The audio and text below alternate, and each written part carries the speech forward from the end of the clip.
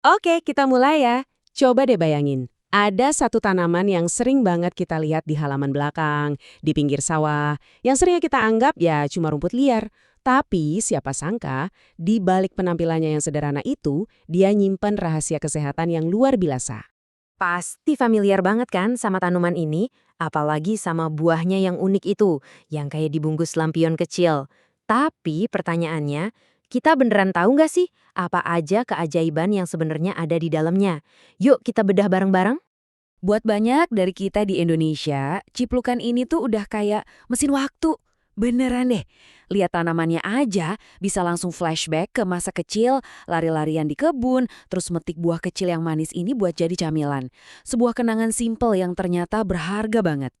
Dan ini bukti kalau tanaman ini tuh udah jadi bagian dari kita. Lihat aja, di seluruh Nusantara namanya beda-beda. Di Sunda panggilannya cecenet. Kalau di Bali, keceplokan. Terus di Madura ada yang bilang nyonyoran. Banyak yang nama ini nunjukin satu hal. Kita tuh akrab banget sama tanaman ini. Meskipun, ya itu, kita sering nggak sadar sama potensinya. Nah sekarang yuk kita geser sedikit. Dari sekedar kenangan masa kecil, kita coba lihat dari kacamata sains. Udah saatnya nih kita kasih panggung yang lebih layak buat si ciplukan. Soalnya namanya bukan cuma ciplukan atau cicenet loh. Ada nama ilmiahnya yang bikin dia naik kelas. Jadi nama kerennya itu Physalis angulata. Dan ini nih yang bikin kaget. Ciplukan ini ternyata satu keluarga sama tomat, terong, bahkan cabe. Kebayang nggak? Tanaman yang kita anggap gulma ini, ternyata sepupuan sama sayuran yang tiap hari kita masak di dapur. Dan ini bukan cuma omong kosong loh, lihat deh. Ini sampul skripsi dari tahun 2024. Serius, tanaman yang sering kita anggap pengganggu dan kita cabut buang gitu aja, ternyata jadi bahan penelitian akademis yang serius.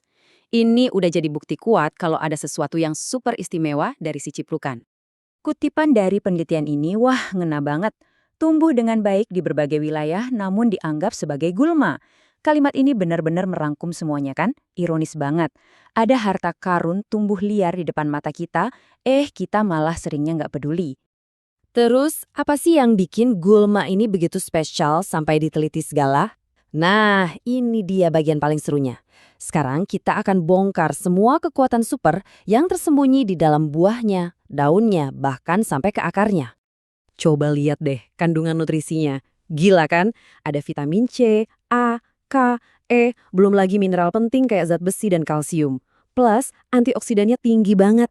Semua ini ada di dalam buah mungil yang sering kita remehkan. Ini bukan lagi sekedar camilan iseng, ini tuh superfood dari alam, langsung dari halaman rumah kita. Dan semua nutrisi tadi itu bukan cuman pajangan, tapi punya manfaat nyata buat kesehatan. Dari zaman dulu, ciplukan itu udah dipakai buat ngurangin peradangan, ningkatin imun tubuh, bahkan bantu jaga fungsi organ penting kayak hati dan ginjal. Hebat banget kan? Dari yang cuma tanaman liar, ternyata bisa jadi apotek hidup. Oke, ngomongin manfaatnya emang keren. Tapi gimana cara kita dapetin manfaat itu? Nah, biar nggak cuma jadi wawasan aja, kita kasih panduan praktisnya. Salah satu cara paling gampang, itu ya dengan dibikin teh herbal. Yuk kita lihat caranya. Bahannya gampang banget dan kemungkinan besar ada di sekitar rumah Anda. Kita bakal pakai hampir semuanya loh, dari daun, batang, sampai akarnya. Ini nunjukin kalau emang nggak ada satu bagian pun dari tanaman ini yang sia-sia. Cara bikinnya juga gampang banget. Tinggal cemplungin aja semua bahan yang udah bersih ke air mendidih. Terus rebus sebentar sampai airnya nyusut jadi setengah. Udah deh, ini tuh cara tradisional buat narik semua sari-sari baik dari ciplukan. Nggak sampai 15 menit, teh herbal super Anda siap diminum.